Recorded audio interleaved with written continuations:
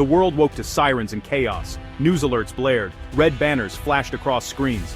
March 19, 2026. US and Israeli jets struck Iran's nuclear sites. Explosions rocked Isfahan and Tehran. Iran's supreme leader was killed in a targeted strike. This was not just an attack on buildings, it was an attack on Iran's leadership. Iran's response was immediate and furious. Missiles rained down on US bases and Israeli cities. The Middle East became a chessboard on fire. Every move escalated the conflict. Panic spread. Tel Aviv families rushed to shelters. Dubai tourists fled. Tehran residents lined up for essentials. The conflict now touched everyone. Stock markets crashed. Gold prices soared. Was this the start of World War III? In hours, the world changed. The balance of power in the Middle East shattered. Chaos and uncertainty reigned. The first day ended with more fear than answers. The world was on a knife's edge. This was no distant war. Its consequences were everywhere. The pain was just beginning for millions of ordinary people. Leaders scrambled for solutions, but none were in sight. The speed of events was shocking. The world held its breath, waiting for the next headline. The initial strikes were just the start. The fear was real, visible on every face. The quiet of the night was gone, replaced by the noise of war. The world watched in horror. The path to a wider war seemed short and direct.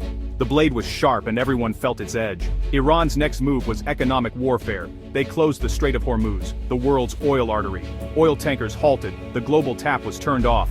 Oil prices exploded overnight. Gasoline doubled at the pump. Heating costs soared. The pain was global. Families, businesses, entire nations suffered. Supply chains broke down. Food, medicine, and goods stranded at sea. Store shelves emptied. Prices climbed. For the wealthy, it was hardship. For the poor, disaster. Millions faced hunger as food prices spiked. Iran proved it could hurt its enemies without firing another missile. The US and its allies felt the pressure. The closure of the strait was a crisis for the entire planet. The world learned a hard lesson. One conflict could bring everyone to their knees. Modern war was now fought with supply chains and prices. The global economy became the new battlefield.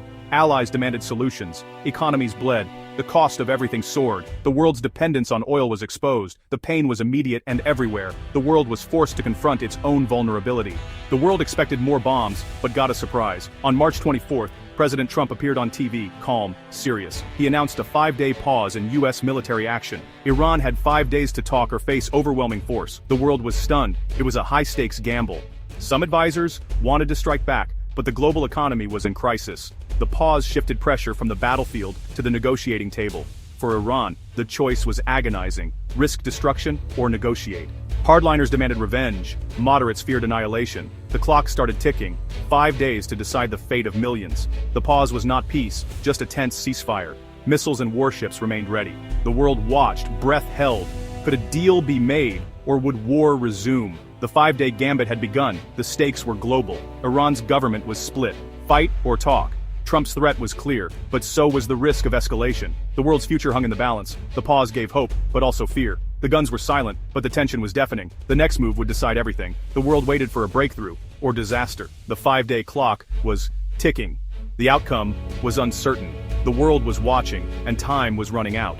The pause began with tense silence. Secret talks started, mediated by Oman and Switzerland. No face-to-face meetings, just messages shuttled between rooms. Media hunted for any sign of progress. Iran demanded apologies, reparations, and an end to sanctions. The US refused, demanding Iran dismantle its nuclear program and stop supporting militants. The sides were miles apart.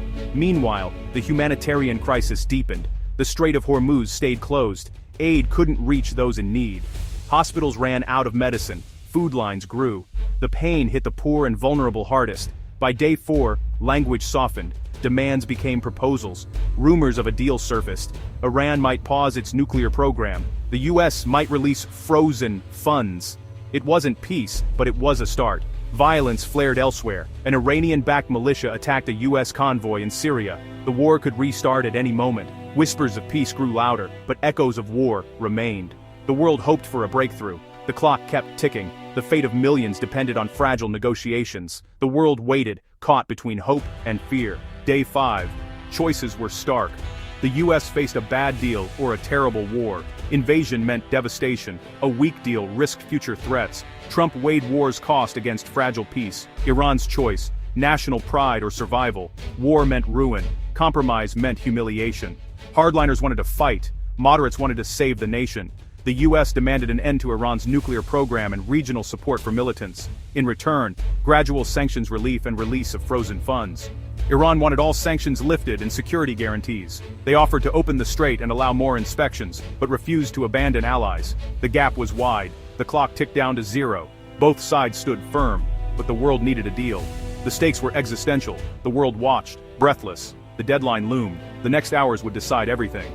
The final hours arrived. The world waited in silence. Military forces on both sides stood ready. Stock markets and oil prices froze. Two outcomes: a fragile deal or catastrophic war. A deal would mean a temporary truce, relief but not resolution. Iran might freeze uranium enrichment. The US might release funds. The strait would reopen, but the solution would be fragile. The world would exhale for now. Or silence would mean talks failed, war would resume, jets would launch, sirens would wail, and chaos would return. The conflict could spiral, drawing in Russia, China, and others. The global order would fracture. As the deadline approached, tension was unbearable. The fate of millions hung in the balance. The world stood on the brink, praying for peace. The story was not over.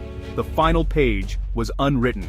The world held its breath, waiting for dawn or disaster.